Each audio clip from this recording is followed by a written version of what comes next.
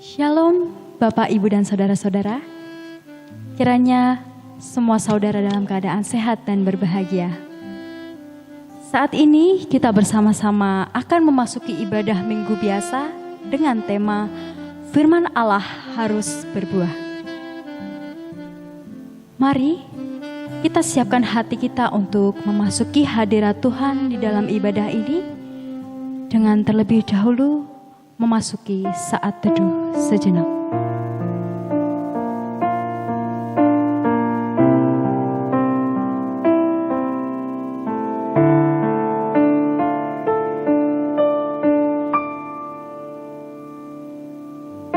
Ku masuk ruang Maha Kudus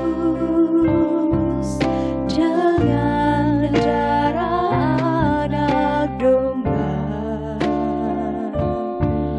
Ku masuk dengan hati tulus menyembah Yang Maha Kuasa. Ku menyembahmu,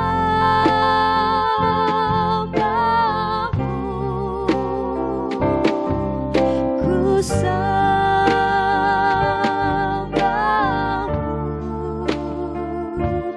ku menyembahmu,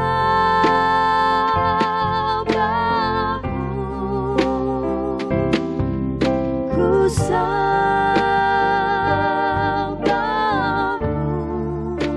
sebab namamu kudus,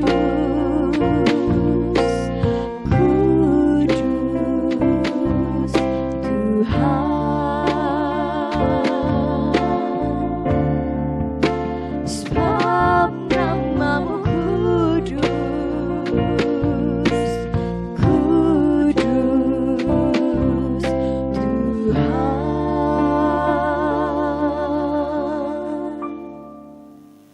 Mari Bapak Ibu Saudara, kita bangkit berdiri, kita memuji dan memuliakan nama Tuhan yang telah menyatukan kita dalam ibadah ini, merendahkan hati untuk menerima urapan kuasa Roh Kudus. Mari kita satukan hati dan memuliakan nama Tuhan dengan pujian Tiba Saatnya.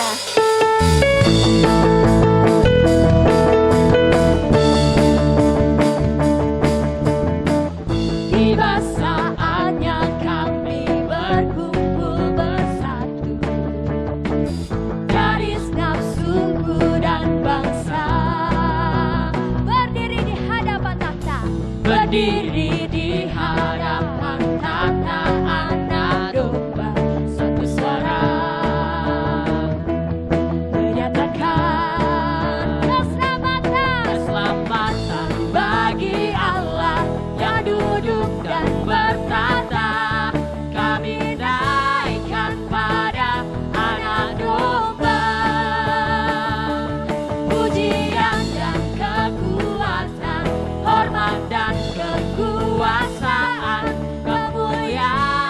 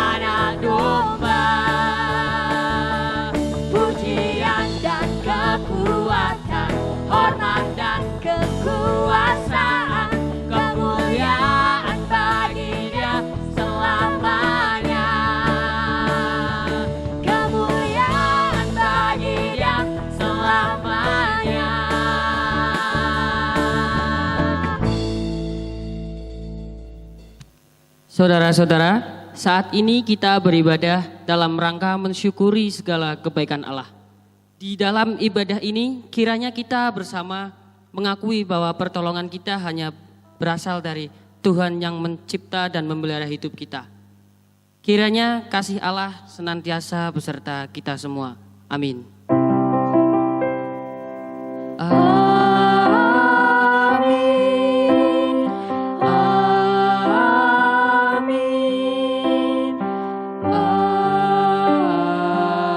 Amin.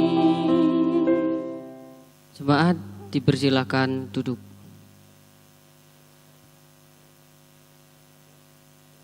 Saudara-saudara, dalam hidup kita segala sesuatu bisa terjadi.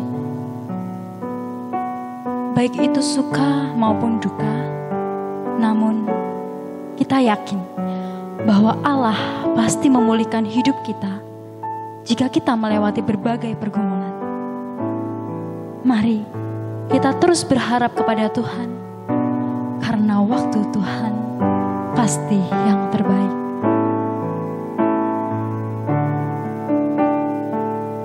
Bila kau izinkan sesuatu terjadi, ku percaya semua untuk kebaikanku. Bila nanti telah tiba waktumu, ku percaya kuasa-Mu memulihkan hidupku. Waktu Tuhan pasti yang terbaik, walau kadang tak mudah dimengerti. Lewati cobaan, ku tetap percaya waktu Tuhan pasti yang terbaik.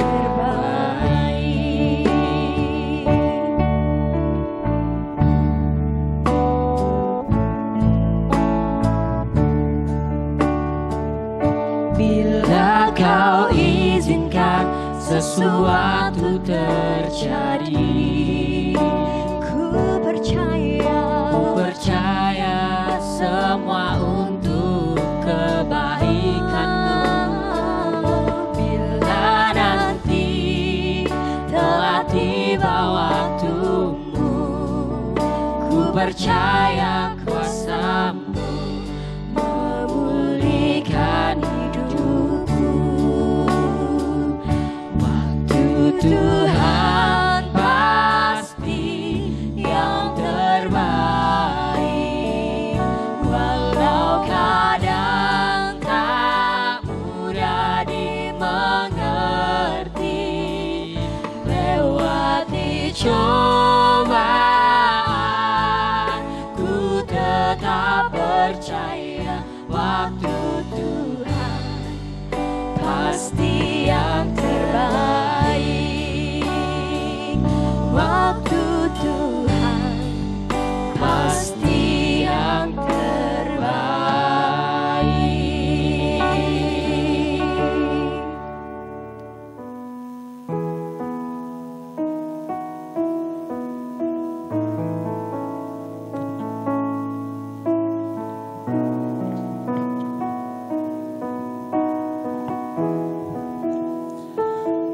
Bapak, Ibu, Saudara yang terkasih, dan anak-anakku, marilah kita berdoa pertobatan.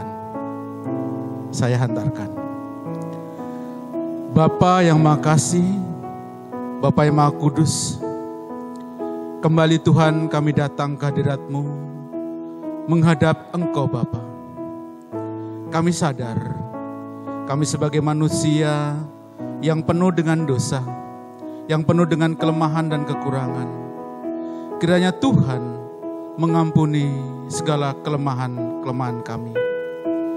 Bapa, kami sadar walau terkadang kami tidak mampu untuk mengerti apa menjadi rencanamu.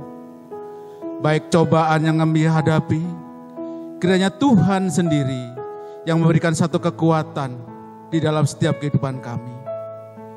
Kami tetap percaya waktu Tuhan pasti yang terbaik bagi kehidupan kami.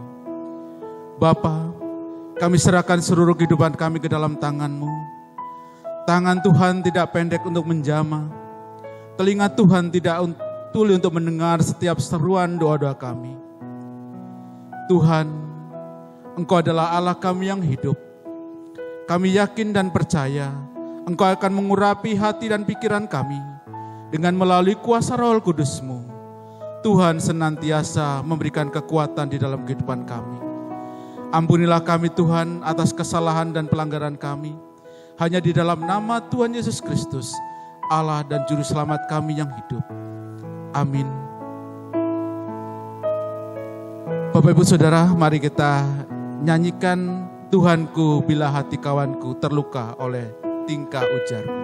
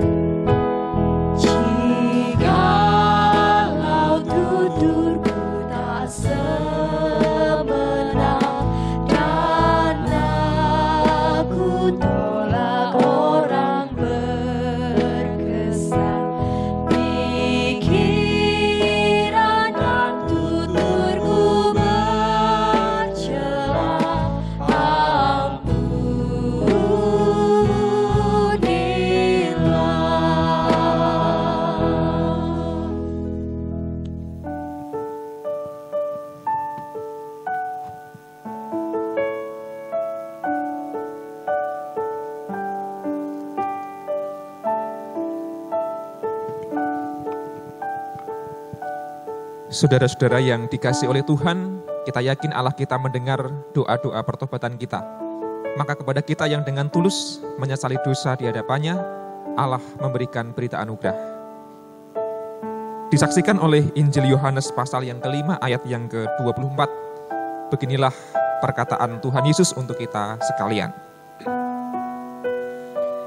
Aku berkata kepadamu, sesungguhnya barang siapa mendengar perkataanku dan percaya kepada Dia yang mengutus aku, ia mempunyai hidup yang kekal dan tidak turut dihukum.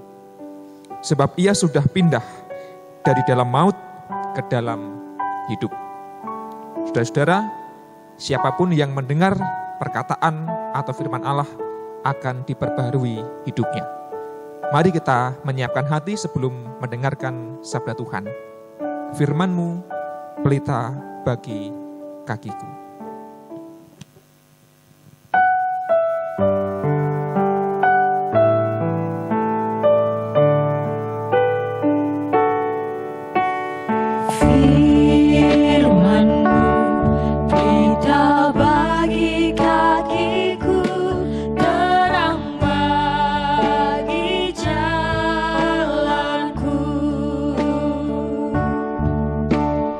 Firman-Mu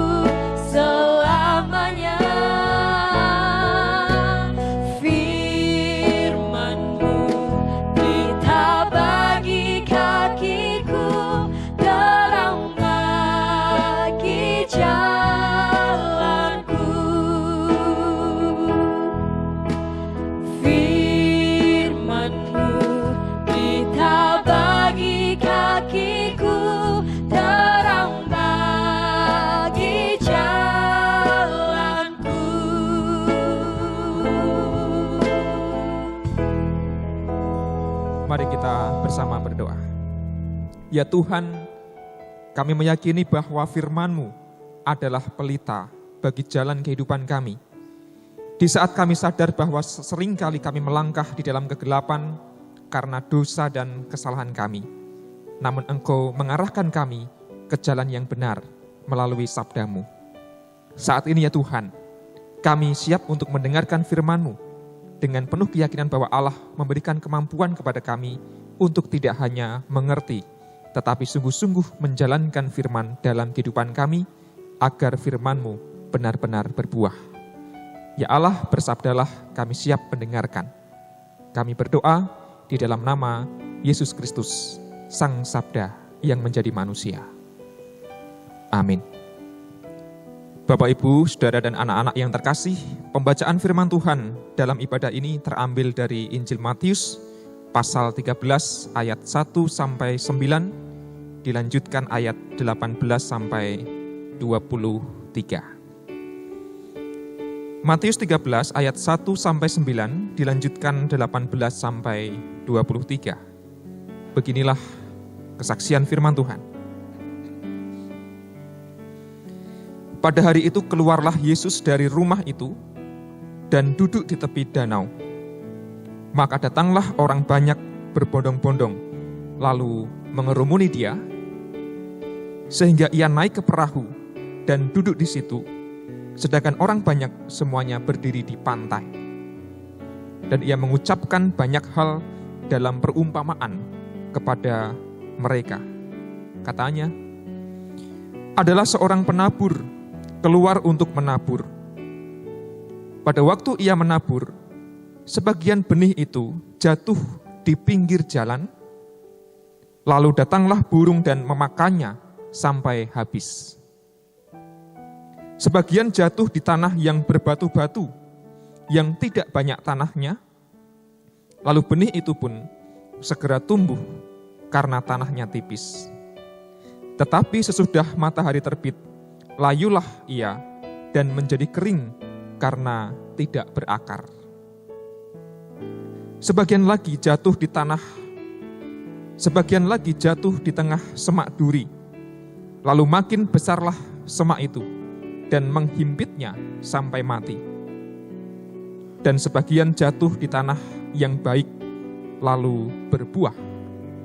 Ada yang 100 kali lipat, ada yang 60 kali lipat, ada yang 30 kali lipat. Siapa bertelinga, hendaklah ia mendengar. Ayat 18. Karena itu, dengarlah arti perumpamaan penabur itu. Kepada setiap orang yang mendengar firman tentang kerajaan surga, tetapi tidak mengertinya, datanglah si jahat dan merampas yang ditaburkan dalam hati orang itu. Itulah benih yang ditaburkan di pinggir jalan. Benih yang ditaburkan di tanah yang berbatu-batu, ialah orang yang mendengar firman itu dan segera menerimanya dengan gembira. Tetapi ia tidak berakar dan tahan sebentar saja. Apabila datang penindasan atau penganiayaan karena firman itu, orang itu pun segera murtad. Yang ditaburkan di tengah semak duri ialah orang yang mendengar firman itu, lalu kekhawatiran dunia ini dan tipu daya kekayaan menghimpit firman itu sehingga tidak berbuah. Yang ditaburkan di tanah yang baik ialah orang yang mendengar firman itu dan mengerti.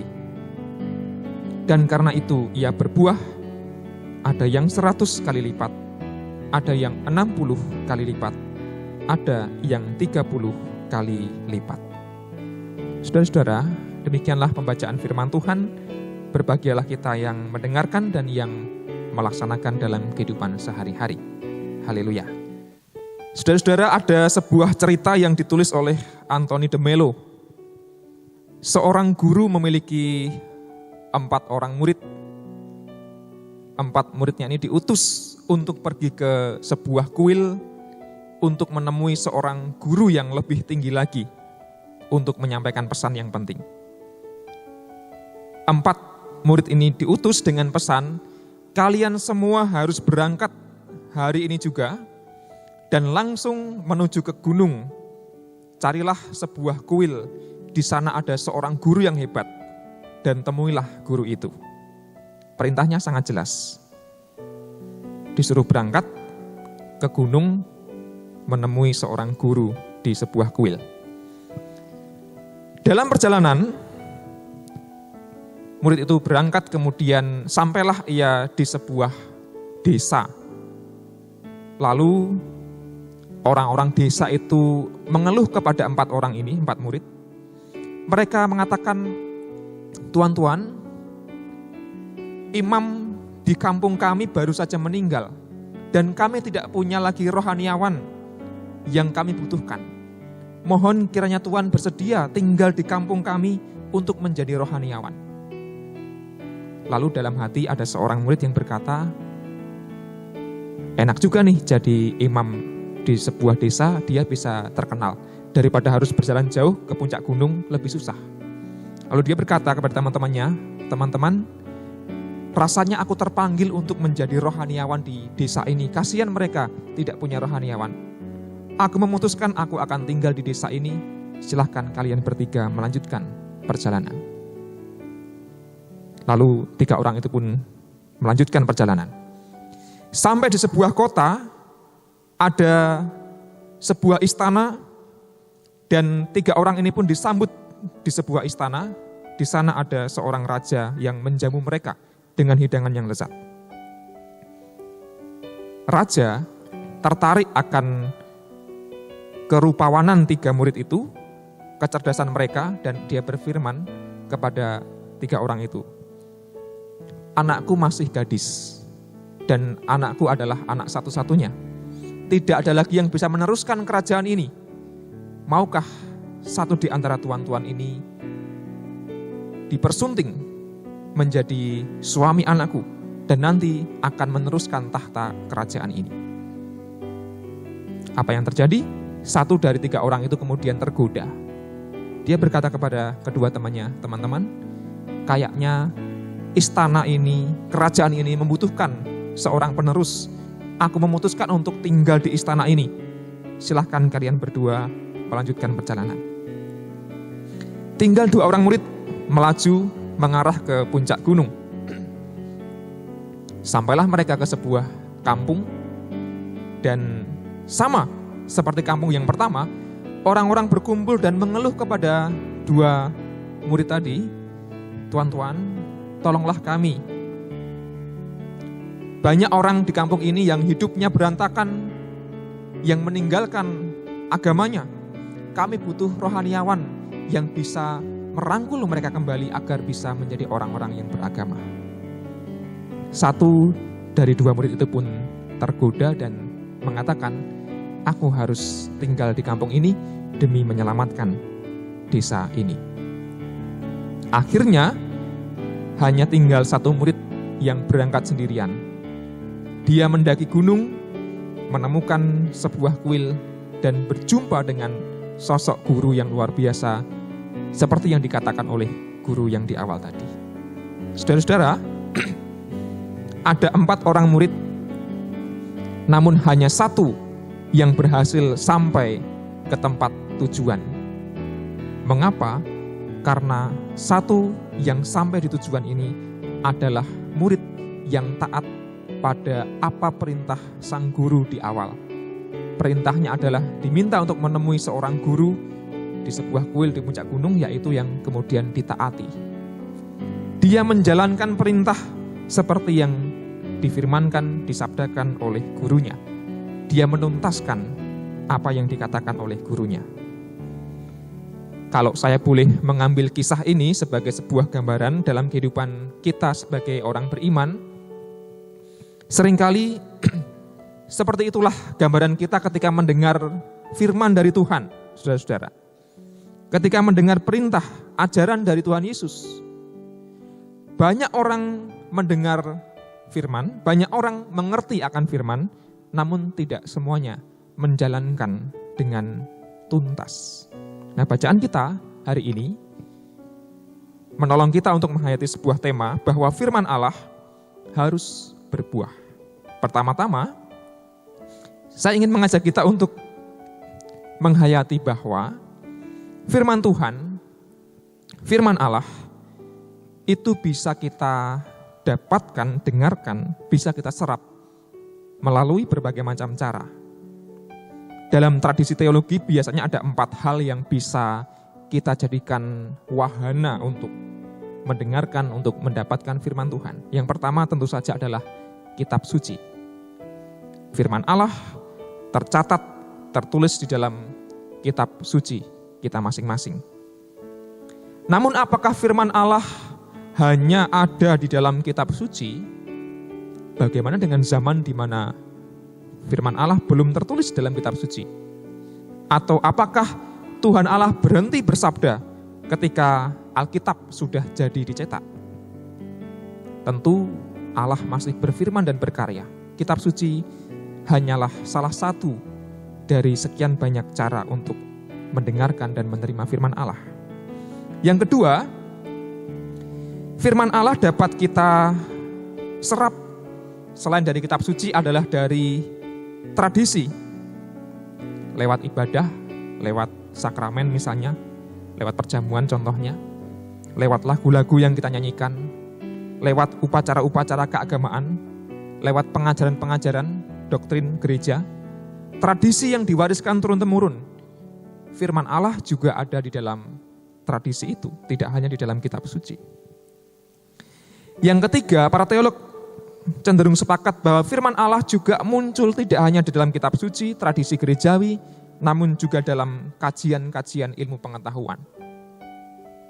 Jadi Allah berfirman lewat para nabi, jelas, para Rasul Yesus, jelas, kitab suci, tradisi gereja, tapi juga pada semua orang termasuk para ilmuwan.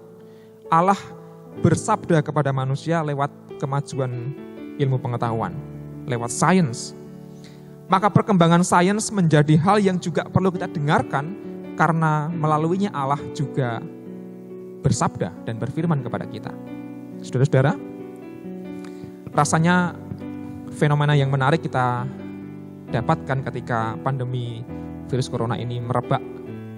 Dan menariknya, banyak sekali agamawan ketika memberikan nasihat dan pengertian kepada umat tidak hanya mengutip ayat suci, tidak hanya meneruskan tradisi agamanya, namun juga menggunakan bahasa-bahasa ilmu pengetahuan, menjelaskan tentang virus, tentang penularannya, tentang bahayanya.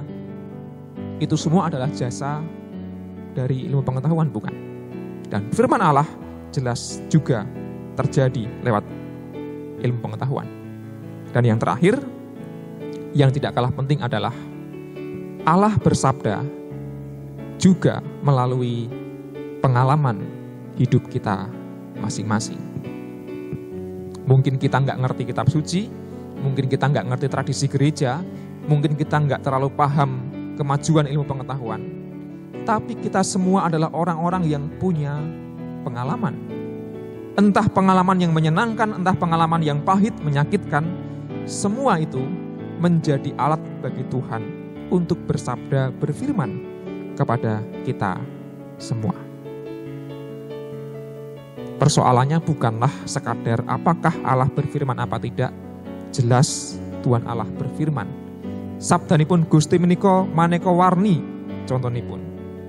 Lumantar menapa kemawon Gusti Allah saged paringaken sabdo dhateng kita pinangka manungsa.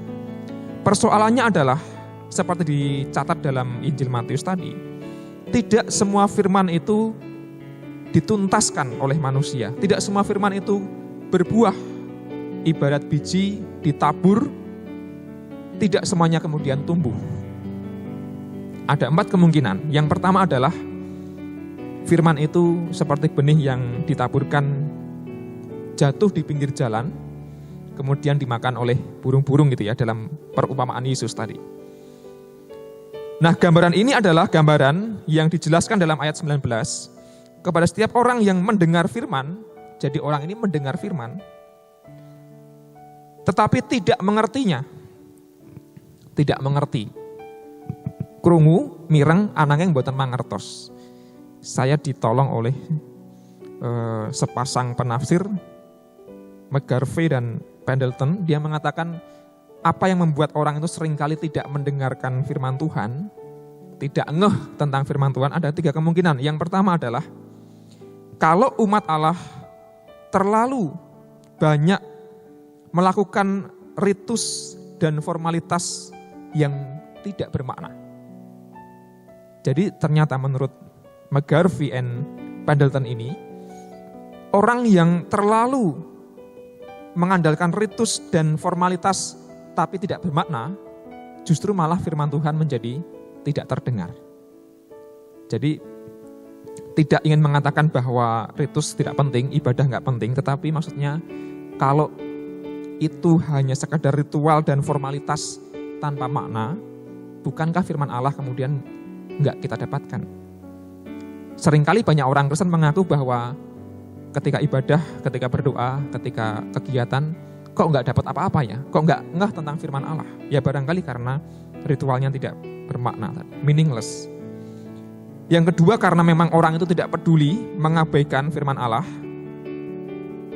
Dan yang ketiga, karena pikiran-pikiran negatif. Seperti burung yang mematok benih itu, ya pikiran negatif akan mengambil firman Allah dan orang kemudian tidak paham. Itu kemungkinan yang pertama. Seringkali kita pun mengalami nggak mudeng firman Allah itu yang seperti apa. Yang kedua, dalam gambaran perumpamaan tadi, benih yang jatuh di tanah yang berbatu, ada tanahnya tetapi tipis, adalah simbol orang-orang yang menerima firman dengan gembira tetapi tidak berakar. Ayat yang ke-21. Banyak firman Allah kita terima dengan gembira, wong isine adalah firman-firman yang menghibur, yang menyenangkan, yang menyemangati, yang memberikan pengharapan. Kita senang mendengarnya. Tapi mendengar saja, menerima dengan gembira nggak cukup kalau tanahnya itu tipis. Kalau tanah tipis ibarat tanaman, dia tidak cukup berakar dengan kuat. Nah, banyak orang Kristen dipuaskan dengan firman-firman, dengan khotbah-khotbah yang menarik. Sing penting atiku ayem dan tentrem mendengar firman itu. Tapi ya cuma gembira saja. Firman itu tidak berakar, mboten ngoyot, juga tidak ideal. Yang ketiga, benih yang jatuh di tanah dengan semak-semak duri. Firman Allah dipahami barangkali, cukup berakar barangkali, tetapi ada kekhawatiran dan tipu daya kekayaan, godaan-godaan dunia mengganggu kehidupan orang itu. Ingat 3 atau 4 murid yang tadi diutus untuk berangkat ke puncak gunung. Ada godaan-godaan yang mereka alami. Hanya 1 kemudian yang lolos ujian, menuntaskan perintah gurunya. Kita pun kadang-kadang juga mengalami hal yang sama. Wes ngerti sabdane Gusti iki aku kudu mengampuni, aku kudu mengasihi, wes paham, wes ngoyot. Tapi kekhawatiran, godaan-godaan untuk emosi, marah, dendam dan sebagainya seringkali justru mengalahkan firman Allah yang sudah tertanam dalam hati kita. Ibarat semak duri yang mengganggu pertumbuhan firman Allah itu. Tentu yang ideal adalah kemungkinan yang keempat, benih itu jatuh di tanah yang baik, tanah yang subur. Ibarat orang yang mengerti dan firman itu kemudian berbuah. Mengerti, berakar kuat, dan menumbuhkan kehidupan. Lalu muncullah buah-buah yang baik. Inilah yang digambarkan oleh murid yang terakhir tadi, yang sampai ke puncak dia menuntaskan ngugemi lan ugi ngestoaken dawuhipun guru. Saudara-saudara, McGarvey dan Pendleton meneruskan bahwa untuk hidup yang bisa membuat firman Allah berbuah itu mensyaratkan 3 hal yang penting. Yang pertama adalah kita pastikan benih itu adalah benih yang baik. Soal ini firman Allah pasti berisi kebaikan, tidak diragukan lagi. Namun juga butuh yang kedua, yaitu penabur yang baik. Sekarang banyak sekali penabur firman Allah dalam media sosial. Sangat banyak firman Allah. 2 dua ini tidak cukup. Benih yang baik oke, penabur yang baik oke, tapi syarat yang tidak kalah penting adalah lahan yang baik. Lahan itu adalah hidup kita masing-masing. Lahan itu adalah hati dan pikiran kita. Apakah kita sudah cukup menyiapkan diri untuk menerima taburan benih dari firman Allah yang ditaburkan oleh banyak orang, banyak pihak. Entah kitab suci, tradisi, ilmu pengetahuan, namun juga pengalaman. Ada banyak wahana tempat di mana kita bisa menerima firman Tuhan. Maka mari kita menjadi orang-orang dengan hati yang siap untuk ditaburi benih firman Tuhan. Dengan demikian, firman Allah tidak hanya berlalu dengan sia-sia, tetapi sungguh-sungguh ngoyot, berakar, dan kalau kita teguh berpegang pada firman Tuhan, yakinlah kehidupan kita akan berbuah, bermanfaat bagi banyak orang. Amin. Mari mengambil saat hening sejenak setelah mendengarkan firman Tuhan.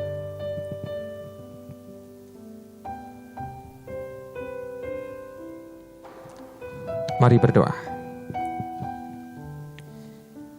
Ya Tuhan, firman-Mu telah tertabur bagi kami. Baik itu melalui kitab suci, tradisi, ilmu pengetahuan maupun pengalaman hidup kami, senantiasa ada firman Tuhan yang kami terima. Namun Tuhan, terkadang kami tidak mengerti akan firman-Mu. Bahkan kami terkadang menolak, mengabaikannya.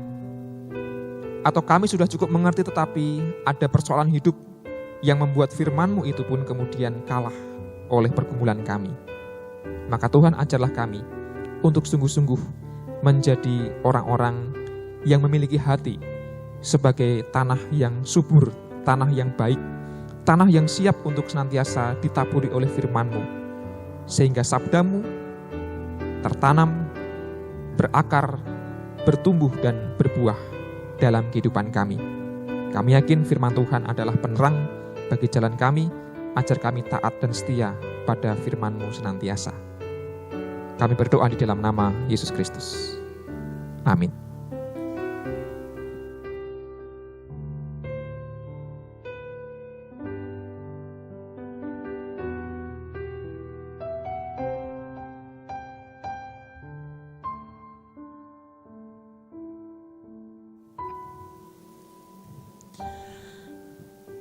Pengakuan iman rasuli. Bapak Ibu Saudara diundang bangkit berdiri. Saudara-saudara yang terkasih, bersama umat Allah di segala tempat dan sepanjang abad, marilah kita mengingat kembali baptisan kita dengan mengucapkan pengakuan iman rasuli bersama-sama. Aku percaya kepada Allah, Bapa yang Maha Kuasa, Khalik langit dan bumi, dan kepada Yesus Kristus, Anak yang tunggal Tuhan kita, yang dikandung daripada Roh Kudus, lahir dari anak darah Maria, yang menderita di bawah pemerintahan Pontius Pilatus, disalibkan, mati, dan dikuburkan, turun dalam kerajaan maut. Pada hari yang ketiga, bangkit pula dari antara orang mati, naik ke surga, duduk di sebelah kanan Allah Bapa yang Maha Kuasa, dan akan datang dari sana untuk menghakimi orang yang hidup dan yang mati. Aku percaya pada Roh Kudus, gereja yang kudus dan am, persekutuan Orang Kudus, kebangkitan daging dan hidup yang kekal. Dipersilakan duduk kembali.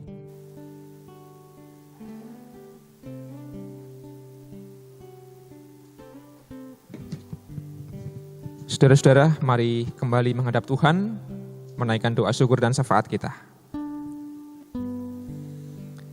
Ya Allah yang penuh kasih, ada begitu banyak berkat yang telah Engkau berikan kepada kami. Sudah sepantasnya kami mengucap syukur. Berkat dalam kehidupan kami berkeluarga, berkat di dalam kami bekerja, berkat di dalam kami bersekutu dan bergereja, serta berkat dalam kehidupan kami di tengah masyarakat, berbangsa dan bernegara. Namun Tuhan, kami teringat akan setiap pergumulan yang dialami oleh kami maupun sesama kami. Mereka yang sedang sakit, dimanapun mereka dirawat, Engkaulah Allah yang berkuasa memulihkan dan menguatkan mereka. Keluarga-keluarga yang sedang bermasalah, yang terus berusaha mempertahankan kelestarian rumah tangga mereka, berikanlah kekuatan dan kemampuan. Orang tua yang tidak pernah berhenti berjuang, mendidik dan mengasuh anak cucu pemberian Tuhan, berikanlah kepada mereka kebijaksanaan. Anak kami, cucu kami, dalam pergumulan di tengah belajar, di tengah bekerja, dan di tengah cita-cita yang sedang terus mereka perjuangkan. Kami yakin Allah tidak pernah meninggalkan kehidupan mereka dimanapun anak cucu kami berada. Namun tangan-Mu akan terus menopang dan menuntun mereka ke jalan yang terang seperti yang Tuhan firmankan. Ya Tuhan, kami serahkan keluarga kami agar menjadi keluarga yang taat pada firman-Mu. Karena Engkau menghendaki kehidupan kami di tengah keluarga adalah kehidupan yang harmonis, yang penuh dengan cita kasih serta penuh pengharapan kepada Allah. Kami teringat akan setiap pekerjaan yang kami lakukan dimanapun kami bekerja. Kami yakin disitulah Allah menempatkan kami. Akan ada berkat Tuhan yang terus tercurah, bahkan membuat kehidupan kami berkelimpahan. Mampukan kami Tuhan bekerja dengan tanggung jawab sebagai bentuk ungkapan syukur atas berkat yang Tuhan anugerahkan. Sekalipun dalam pekerjaan kami ada hambatan dan pergumulan, kami yakin Allah terus menyertai kami. Ya Tuhan, bimbinglah pula dalam kami melayani Engkau dalam persekutuan kami bergereja. Di masa pandemi COVID-19 ada berbagai macam kegiatan gereja yang harus terganggu. Banyak yang belum bisa dijalankan dengan ideal. Namun kami yakin Allah memberikan kesempatan kepada kami untuk belajar tentang arti persekutuan dan pelayanan di saat-saat sulit sekalipun. Kami yakin, sekalipun kami belum bisa beribadah di gedung gereja, bersekutu seperti dulu, namun ikatan persekutuan kami akan Tuhan kuatkan senantiasa. Ya Allah, kami teringat akan tugas-tugas kami di tengah masyarakat sebagai saksi-saksi Kristus. Kiranya setiap firman yang telah kami terima dan mengerti dapat kami tumbuhkan sehingga firman-Mu berbuah dalam kehidupan kami di tengah masyarakat. Kami mampu menjadi saksi-saksi Kristus, menebarkan berbagai kebaikan sesuai dengan firman dan petunjuk-Mu.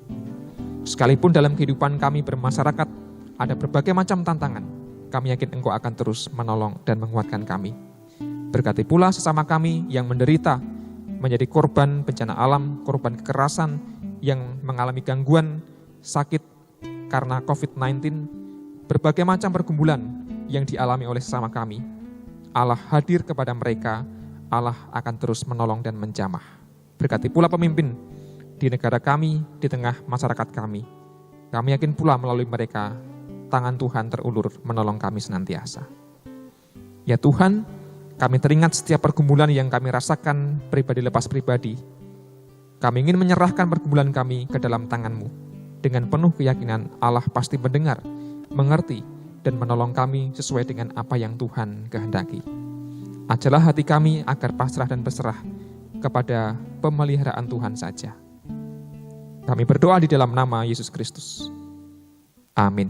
Bapak Ibu yang terkasih, tibalah saatnya kita akan memberikan persembahan sebagai ucapan syukur kita kepada Tuhan. Persembahan bisa kita kumpulkan di gereja atau bisa ditransfer di rekening GKJ Pekalongan. Sebagai dasar kita memberikan persembahan terambil dari Amsal 3 ayat 9 sampai 10.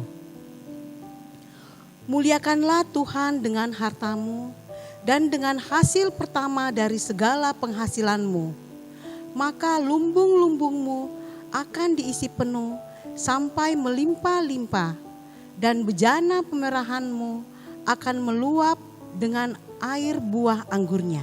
Sambil persembahan dikumpulkan, mari kita menyanyi Kidung Jemaat 450 bait 1 dan 3.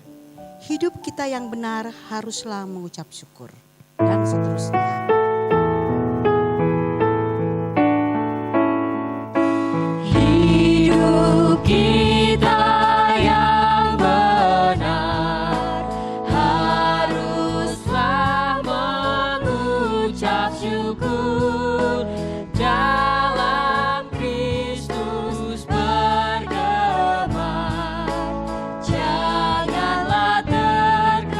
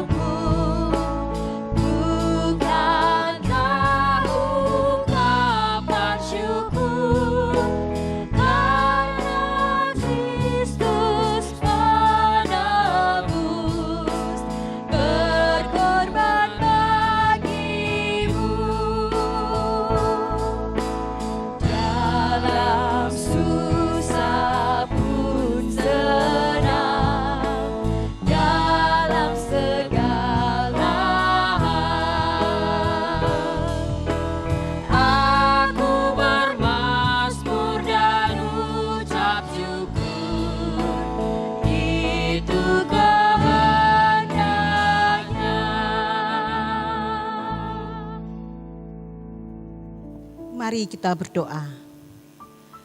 Segala puji dan hormat kami haturkan kepadamu ya Bapa, karena pada hari ini Engkau telah menyertai kami, sehingga kami boleh memuji dan memuliakan nama-Mu. Bapa di sorga, tadi kami sudah menghaturkan persembahan, baik persembahan mingguan, bulanan, ataupun persembahan lainnya, sebagai ungkapan syukur kami atas rezeki yang Tuhan sudah berikan kepada kami. Kiranya Engkau dapat menyucikan persembahan kami ini ya Tuhan, sehingga layak dipergunakan untuk memperluas kerajaan-Mu. Terima kasih Bapa, di dalam nama-Mu kami berdoa, seperti yang Tuhan telah mengajarkan kami berdoa. Bapa kami yang di sorga, dikuduskanlah nama-Mu, datanglah kerajaan-Mu, jadilah kehendak-Mu di bumi seperti di sorga. Berikanlah kami pada hari ini makanan kami yang secukupnya, dan ampunilah kami akan kesalahan kami, seperti kami juga sudah mengampuni orang yang bersalah kepada kami. Dan janganlah membawa kami ke dalam pencobaan, tetapi lepaskanlah kami daripada yang jahat. Karena Engkaulah yang empunya kerajaan dan kuasa dan kemuliaan sampai selama-lamanya. Amin. Saudara-saudara, hidup ini adalah kesempatan. Kita diutus untuk menjadi para pelaku firman Tuhan. Mari kita jalani hidup ini dengan sebaik-baiknya.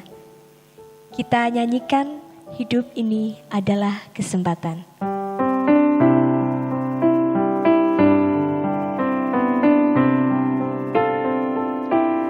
Hidup ini adalah kesempatan. Hidup ini untuk melayani Tuhan. Jangan sia-siakan waktu yang Tuhan beri. Hidup ini harus jadi berkat. Oh Tuhan, pakailah hidupku selagi aku masih kuat. Bila saatnya nanti ku tak berdaya lagi, hidup ini harus jadi berkat. Saudara-saudara diundang untuk bersama-sama berdiri. Mari kita berdoa. Ya Tuhan, hidup kami adalah kesempatan yang harus kami gunakan sebaik-baiknya untuk menjadi para pelayan-Mu, untuk taat pada firman yang Engkau berikan dan taburkan ke dalam kehidupan kami. Kami sadar Tuhan, bahwa hidup kami penuh dengan kelemahan. Pun kami sadar pula bahwa ada berbagai macam godaan yang akan mengganggu kehidupan kami. Namun kami yakin Allah menguatkan kami melalui sabda-Mu agar firman Tuhan sungguh-sungguh berbuah dalam kehidupan kami. Maka saat ini kami undur dan memohon berkat-Mu senantiasa. Kiranya anugerah Tuhan Yesus Kristus, kasih Allah Bapa, dan persekutuan Roh Kudus menyertai saudara sekalian kini dan selama-lamanya. Amin. Kembali kita nyanyikan hidup ini adalah kesempatan.